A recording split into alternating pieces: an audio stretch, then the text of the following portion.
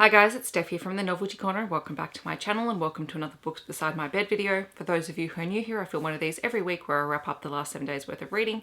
And for those who are very familiar with the series, welcome back. This is my reading week from the 14th until the 20th of June. Just really quickly, I did want to mention, because I know some people like to know what I'm watching. I don't always talk about it, but I've been watching TV over the last couple of weeks, so here we go.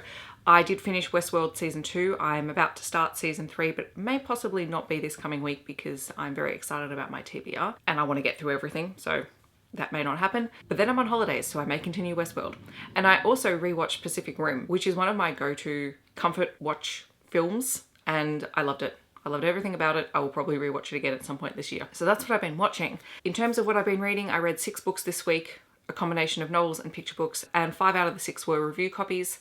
So I've been trying to power through those so that I can get reviews up in a timely fashion. I didn't quite get to everything that I wanted to get to this week, but I will pick those things up as soon as I can. I read a total of 1,325 pages and my yearly reading total is up to 214 books. The first book that I read this week was Brazen and the Beast by Sarah MacLean. This is the second book in the Bare Knuckle Bastard series. It was published by Avon Books and I gave it 4.5 out of 5 stars. I actually enjoyed this more than Wicked and the Wallflower. I think I just like the characters a little bit better. In this we follow Hetty, or Lady Henrietta Sedley, who is about to turn 29. And she has decided to take her life into her own hands. She is not married and she knows that she is going to basically become a self-proclaimed spinster, but before that happens, she wants to take control of her life. To that end, she decides that the night before her 29th birthday, she's going to experience pleasure and then take on the rest of her goals, which include inheriting her father's business. He's in shipping, and making her own fortune. This all seems to be going relatively well until she finds a very beautiful man tied up in her carriage. And after unceremoniously pushing him out of her carriage, she finds that their lives become intertwined, as the bound man was Beast, one of the kings of Covent Garden, and they eventually end up becoming business rivals. This prompts a lot of closed-door meetings with them, and they have to work out a way that they can have a relationship together despite the fact that both of them have very big plans and dreams, and neither of them are willing to relinquish any of the power from those dreams or plans. I really enjoyed this. It was a lot of fun, and I think it was really nice because you have an upper-class lady and someone from what is tentatively the lower class, but her position of power is only because her father was granted an earldom because of services rendered to the crown, and once he passes away, she goes back to being a commoner. And so she doesn't have the same sort of airs and graces as some of the other ladies, and I thought that was really cool. But I'm really enjoying Sarah MacLean's work. I'm very excited for the third book, which is coming out very soon, and I can't wait to read it. Then I read Rick by Alex Gino. This is a 2020 release from Scholastic. I gave it 4.5 out of 5 stars. This was a review copy that I requested, and I was so excited when they sent me a copy of it because Alex Gino is one of those middle grade authors that I absolutely adore. Alex Gino is the author behind George, which I absolutely adore, and this book is really a follow-on from George. It's a few years later as the characters enter middle school, and I didn't realize that when I requested the book, but I was really excited when I saw that George's character is in this book. But we follow Rick, who was one of the kids in George's class in that book, and he was perhaps not the nicest to George. He is now entering middle school. He's going into 6th grade, and he is in a toxic friendship with someone who is homophobic and rude and just generally an outright bully. Rick himself is questioning his identity a little bit. He gets very uncomfortable when his dad cracks jokes about him finding girlfriends or boyfriends. Rick himself knows that that's not really his thing, and so he ends up becoming connected to one of the LGBTQIA plus groups within his school, and he begins to learn about the different groups represented by those letters and trying to figure out where he is and where he sits on that spectrum. Alongside that, he's connecting with his grandfather, who he's not really had much to do with in the past, and they're spending time together and they discover that they have mutual interests. And also Rick discovers that he doesn't quite know his grandfather as well as he thought he did. And it's a really beautiful relationship, and the whole book is just beautiful and I highly recommend it. I also read Not Cute by Philip Bunting. This is a 2020 release from Scholastic. It is obviously a picture book, and it is all about a quokka who has decided he doesn't like being a cute quokka.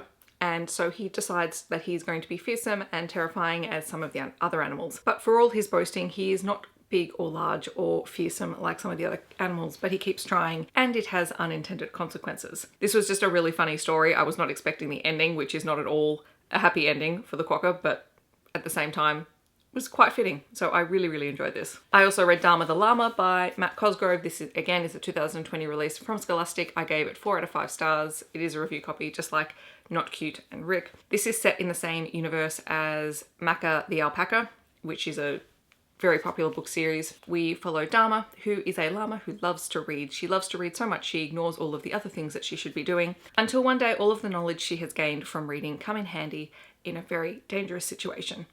And suddenly people begin to realize that reading is cool.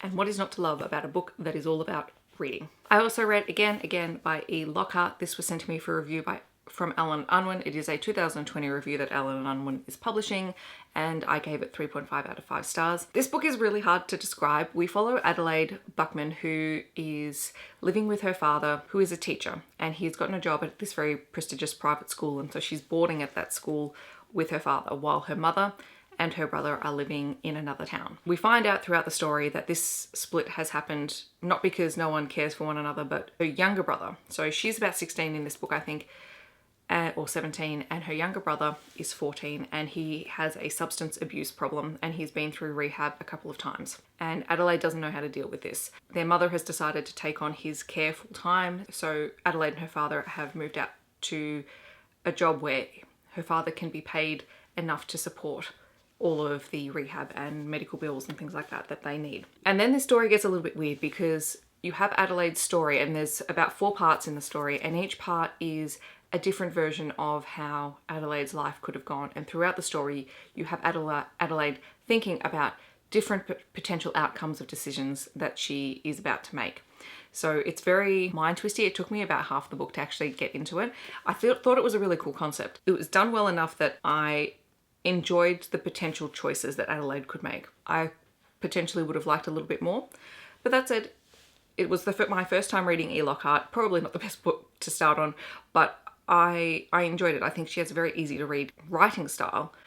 I just think the story was a little bit complicated. But it was nice to see how Adelaide grew throughout the book and how she began to realize that she was her own person, and she needed to find ways to accept things that had happened, and also have a little bit of a deeper understanding of who she is and why she does things that she does and why she pushes other people away. So I thought it was very interesting and kind of cool in that contemporary fiction, but maybe with a slight sci-fi element woven into it. I don't know. It's kind of a weird one to talk about, but I will be reviewing this on my blog very soon. And finally, I read Better Luck Next Time by Kate Hilton. This is an adult contemporary fiction story. There's a 2020 release from Allen & Unwin. I ended up giving it 4 out of 5 stars. I wasn't sure at the beginning whether I would, but it is a story about 2 generations of women in a family. And the matriarch of the family, Lydia, is a very famous feminist who speaks at rallies and has done a lot of work in that field. She has 3 daughters, and we follow 2 of their stories, Mariana and Beta, but we also have the story of her 3rd daughter, Nina, in there as well. I wish we'd kind of got Nina's perspective a little bit more, but she was not the main focus, but her story was really interesting as told from the perspective of others. And then we also have Lydia's niece, Zoe, and Zoe's brother, Zach. We begin the story in December at Christmas, and we sort of get a couple of chapters for each month of the year. So we start off at Christmas dinner, and Zoe announces that she has left her husband and that they're filing for divorce. We later find out as the story goes on the stories of all of these women and how their lives have been impacted by the way that they've grown up, the relationships that they've had. So Zoe's divorce ends up with her alone, and then her brother eventually moving in with her.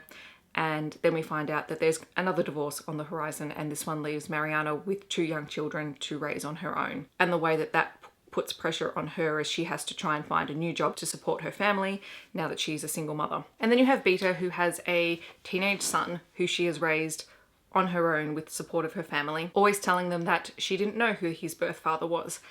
And Oscar is at an age where he's quite angry, and he has decided to take matters into his own hands and has gone out and found his father and brought that father back into Beta's life, which causes her great stress because at the same time her girlfriend is currently trying to encourage her to share their relationship with her family because she's kept it quite private. So the whole thing is just a mix of those things that happen in families that just compound on one another, and it brings all of them closer together. You begin to see how their relationships change with one another. All of the characters in the story are in their, I'm pretty sure, early 30s and above, which was really nice. There were some really funny scenes in it. It did get quite funny towards the end in that sort of train wreck family way that constantly happens. I'm very glad that I read it. So those are the books that I read this week. In the comments below, let me know if you have read any of these books or if you're planning on reading them in the future. Otherwise, feel free to let me know what you have been reading over the last couple of weeks. I hope that wherever you're in the world, you are staying safe and healthy, and I'll catch you guys in my next video. Thanks so much for watching. Bye guys.